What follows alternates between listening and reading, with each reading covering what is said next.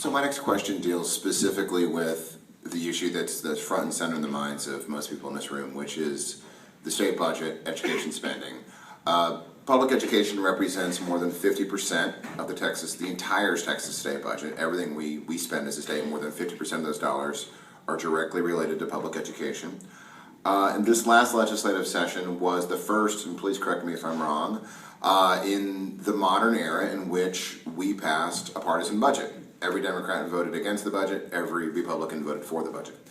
And so that, as we've heard before, there's a divide in the legislature, a very firm divide. So my question is a pretty simple one, which is, what do you think the legislature could have done? What do you think about what the legislature did with regards to school funding in 2011, and what could have been done differently, and what would you have done differently? So what do you think about what happened, and what do you think could have or should have happened that was different? So let's just go down the line again, and we'll start with you on the next question, Representative Villarreal. But on this one, Senator Vanderpue, please. Thank you. The legislative session that happened last year, 140 days, and a special session, was a very hostile environment for public education. In my 20 years there, it was the worst I had ever seen. And only the second time in my 20-year legislative history that I voted against the budget. And I did so because we did have other choices. The cuts are real. 831 million of federal edu-jobs funding helped soften the blow the first year of the biennium. But for those of you, we write a 2-year budget. The second year of the budget begins this school year when our kids go back to school in August. The cuts are real. 87.8 million to North Side, 70.7 million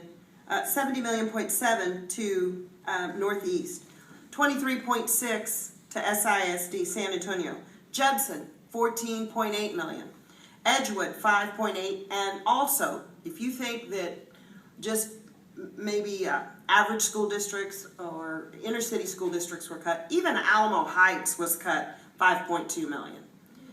There are real, that is also not accounting the programs that were zeroed out, the 1.4 billion in zeroed out programs that you parents know work, like the pre-kindergarten early start grants, over 200 million, cut, zeroed out.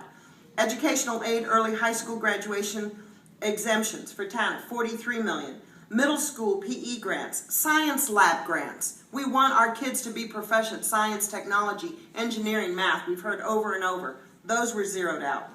Texas Reading Math Science Initiative, 16 million, limited out. Just gone. So there was, when you know that there was 4 billion cut from the formula funding, on top of that is about another 1.4 billion in those programs that are successful. So when you hear people say, well, the cuts weren't real, they were real. They are real. And our teachers are going to feel them very, very acutely on our school districts this next school year. We had choices. Number one, we could have decided to address the way Texas brings in revenues. It doesn't meet the growing need. We could have, even if we didn't do that, we could have voted to rescind tax exemptions. Like, we're the only state that gives high-cost natural gas an exemption. Only state. Well, I don't know about you, but for the Eagle Ford, we're doing pretty good, right? That would have been 1.2 billion that we could have had. Okay, that was passed in the mid-90s, probably needed to stimulate a little bit of the natural gas industry. Natural gas is doing pretty good. So in the Senate, 6 times, different times, we tried the amendment not to raise taxes. Let's just get rid of the exemption that's costing our kids. Every single time it was voted down. We could have used a little bit more of our rainy day fund. And at least in the Senate, we had voted to use about another 1.2 billion in rainy day funds. And guess what? Those original first votes were not partisan votes. Both Republicans and Democrats voted to use about another $1.5 billion of rainy day fund. That's our economic stabilization fund. But when leadership at the top pulled a rug under some of my colleagues in the Senate, they were astonished. They were told, you do the right thing. And then all of a sudden, because some group keeps a scorecard and it was more important to keep an intact rainy day fund. So I'm going to tell you that we had choices. We didn't have to cut our schools, and I think that's why it was so hostile. That what was disheartening to me is that we didn't have to have these horrendous cuts. Folks were more interested in a scorecard and the next election than they were our students. Amen. So, Senator Vanderputte, if you could gaze into your crystal iPad and look at 2013 and beyond, what would you think? I want to disclose first and foremost, it was my children who taught me how to use this and really forced me to come in the age of technology. But, you know, you ask a very interesting question. It's not what I would hope to happen, but what do I really think is going to happen? I think there are a lot of variables. And my personal nature is, you know, I'm very blessed. On the personal side, it's like my cup runneth over. In 1977, I married this really cute band director, who's, by the way, here tonight, Pete Vanderputte, stand up. And we live a block and a half from where I grew up. The kids like to joke that if mom's more than 2 minutes away from a Molina, a panaderia, a fruteria, and a tire shop, I'm living in the wrong neighborhood. But, we're just really blessed, and now with 5 grandchildren. So on the personal side, I happen to be kind of the cup runneth over girl. But on the public side and on the legislative side, as the decision maker, I think I have to be the cup half empty girl. Because you got to speak to the truth. And the truth is, there are 4 lawsuits right now against the state of Texas in the school, the education system. It's the first time also in the history of our state that it's not a property rich versus property poor school district. It's not a rural versus an urban, or a suburban rooftop revenue district versus a facility like a nuclear plant district. This is the first time in the state of Texas every school district is suing us. And rightly so. Rightly so. So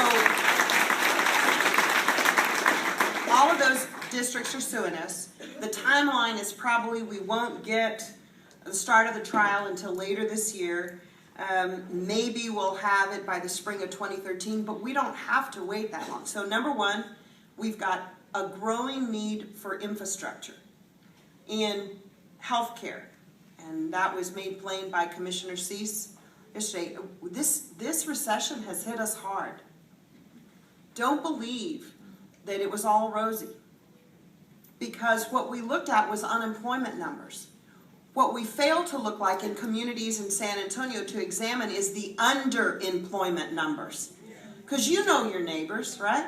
One of them got laid off, and the first thing they do is sell the cars, right? And then they get an older model SUV. The food bank calls that group of people now the SUV poor.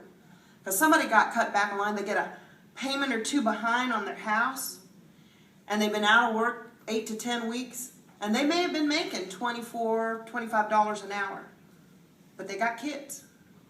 And so they suck it up and they go get that $11 an hour job. And oh, on the record, boy, they are employed. But they are underemployed.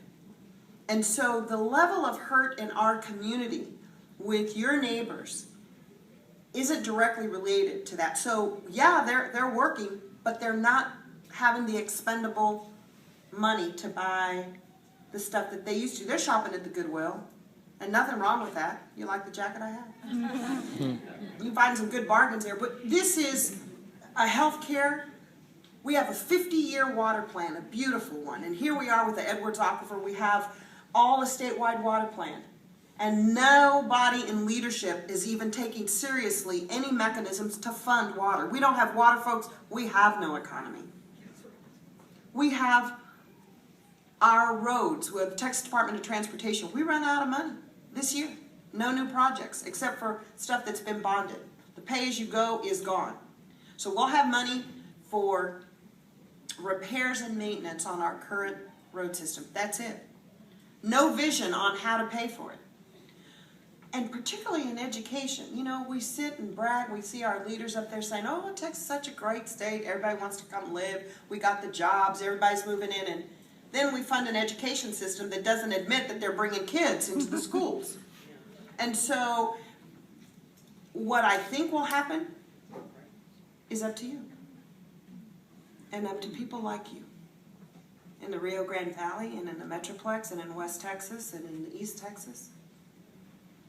You have to demand and you have to vote.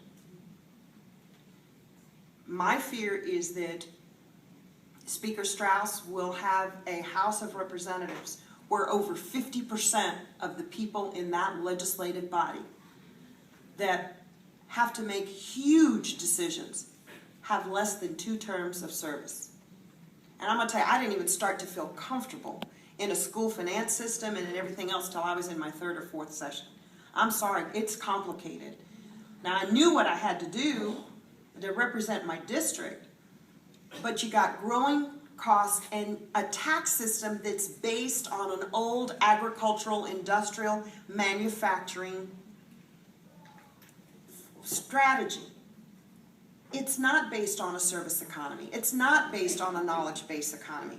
And so it's no wonder that people like Rackspace, a wonderful company here in San Antonio, I said, boy, if they knew the impacts of the decisions of our margins tax in 2006, they wouldn't have expanded over there at Windsor Park. They would have gone to North Carolina. It doesn't meet the needs of a growing Texas. And yet, we know that taxpayers want accountability, transparencies. Okay? You're going to have transparencies. You're going to see no meat, nothing but bones. And that's what you're seeing. So transparency, accountability, yeah, that's built in there. But what I hope is that you react. You sign these petitions, stop the cuts. And you get neighbors and friends and family members all over the state to look at it. And get them involved.